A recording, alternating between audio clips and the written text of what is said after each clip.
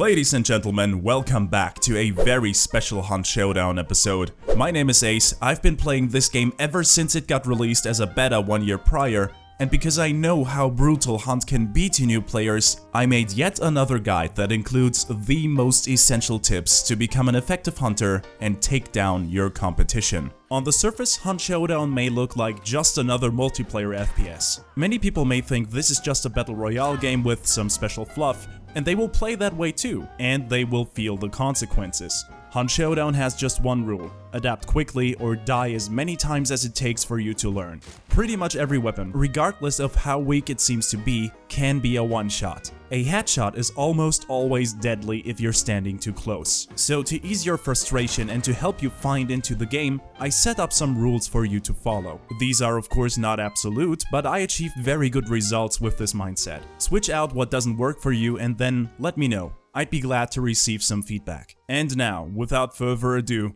let's begin. Rule number 1. Sound is everything. If you're wondering why enemies always fire at you before you know where they are, here's why. They hear you coming from a mile away. Here's an angry zombie in front of this door and it wants in. Now I will turn my head around for a bit and you will notice that you hear the sound on your left and then on your right ear.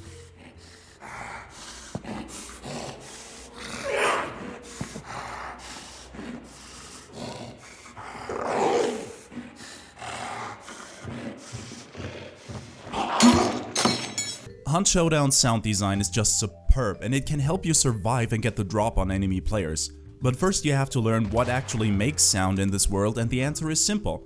Everything. Everything. Even you. Running, for example, is extremely loud and it can tell you where other hunters are at the moment. For practice, I advise you to grab a partner and just try it out for yourself.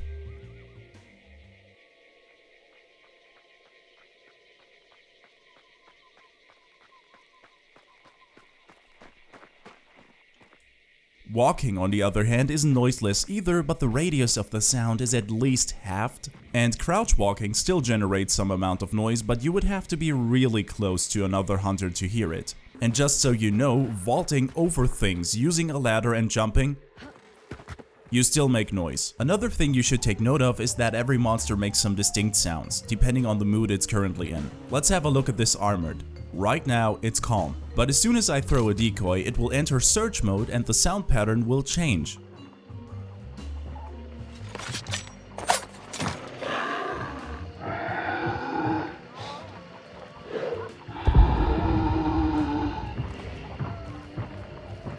And finally, I will throw a decoy in its stupid face, and of course it will scream and get triggered.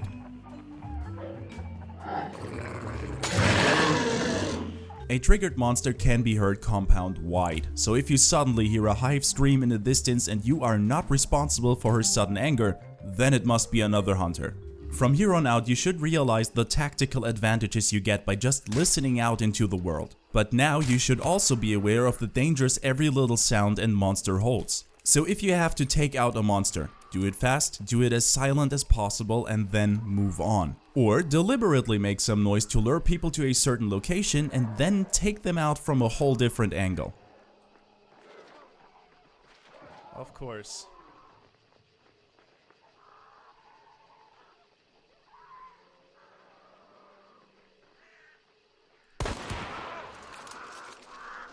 And it doesn't have to be a monster, you can find things that make sound all over the map. Belts, vinyl players, and even pianos can be found and activated. Just be careful when you do this, because every monster is attracted to sound too and it will come to investigate the noise. All the sounds I just mentioned can be heard over a fairly okay amount of distance. Enemies might not even hear you run or kill a monster when they're one compound away, but crows, ducks, dog pounds, and chicken coops are a whole different story. Alarming one of these animals up in the higher elos will spell certain death for you, because that mistake can at least be heard over half the map and it tells everybody in earshot in which compound or place of the map you currently reside in. Going near one of these animals is a terrible idea. Especially crows and ducks will not just make noise and fly away, they will fly upwards and away from the direction you disturb them from. Which means other hunters will not only hear the sound, they will see the crows in the air and the direction they're flying towards. Meaning they now know where you will go next. Either you circumvent these sound traps altogether, or if you really have to, then throw a lantern to neutralize the threat. The dog pounds and chicken coops can easily be taken out by throwing something at the lantern which hangs above their heads. Again, it's not completely silent, but still a lot quieter than having them howl. But that's not even the worst thing you can do. The one thing that makes the loudest sound and can be heard without fail across the whole map is firing your gun. Shooting is the loudest thing you can do. It will be heard over the whole map without fail. And since every single gun has its own sound profile, you just basically told every other player, hey, we're here, I have a shotgun, come take me out from far away so I don't have any chance to fight back. Gunplay should only be used when encountering other players. For everything else, I advise you to use your knife, dusters, and the various tools that just lie around in every compound. Using these things is of course not silent, unless you have a certain trait for it, but it will reduce your chances of getting discovered. And yes, before you ask, the same goes for the boss monster. The butcher, for example, can be killed by a solo player in about 5 minutes if you have an axe ready. Rule number 2. The game is called Hunt, not Fight Showdown. Now we all know that you can play Hunt Showdown solo with a friend or even 2 friends, but no matter how many people you have by your side, one rule applies to everyone. You are hunting deer, not chasing it. I've already explained the difference between chasing and hunting in one of my other videos, but this statement is so fundamental that I have to do it again. Chasing means that you open fire on another player as soon as you see him, which might not be the best thing to do, especially when they aren't aware of your presence yet. Most often you will fight against a team of 3. So let's say you shoot at the first guy you see and you don't know about the other 2. Okay, you can do that, but you just made some noise and put yourself in a bad spot. Because those 2 people you didn't see know where you are now, but you still don't know anything about them, and now they're coming to get you. Instead, I ask you to do a thing not many people can do. Observe, be patient, wait for the right opportunity to strike. If you can, watch them for a while, listen to the sound of their weapons when they shoot. Are you up against a shotgun-wielding maniac or rifleman with good aim? Try to identify which one to take out first if possible. For example, right here I only have a silenced Winfield and a silenced pistol. Even if I land a headshot, it won't kill any of those guys from that distance. Shooting now, as a solo player mind you, will kill me in the long run, so I have to let them go. Also, it might be a good idea to follow them for a little while, until you catch them in a, let's call it, not ideal situation. A waist-deep river, for example, is never a good spot to be in since it slows down your movement and there is usually no cover for you to get behind. Which means, stay away from water, but if you catch someone waddling through this liquid death, open fire. Or let's say your enemy is occupied with a monster or is entangled in a gunfight with other players. People tend to focus on whatever is trying to kill them at the moment, and all the better if it isn't you. Yet. You come in as soon as they focus on that something else, whatever it is. That way you will enter the infamous frenemy situation where the enemy of my enemy is my friend. And let's face it, when there's a bounty to get, we are all enemies. Now of course you don't have to go around and avoid making all the noise. Hunt Showdown can be played however the hell you want. You can go all sneaky and pick people off with a sniper, waiting for the perfect shot. But as long as your aim is up for the challenge, you can also go guns blazing and be loud and proud with a shotgun. I am just saying, keep it low-key until it is actually time to strike. You're better off that way. But no matter what you do and what your playstyle is going to be, I want you to know one thing. Rule number 3. Fight dirty. You should be aware of some tricks nobody will tell you until it's too late. For example, your bullet-based weapons can shoot through wood, so just like in real life, there is no point in hiding behind a paper-thin wall. True, the damage gets reduced, but if your enemy has enough ammo, you're still going to fall.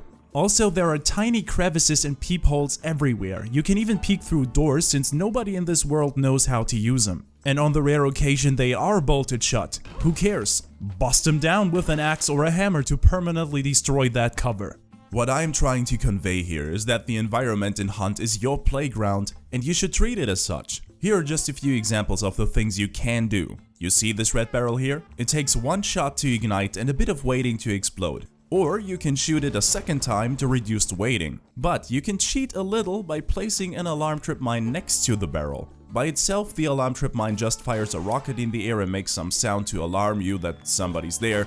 But fire and gunpowder, on the other hand,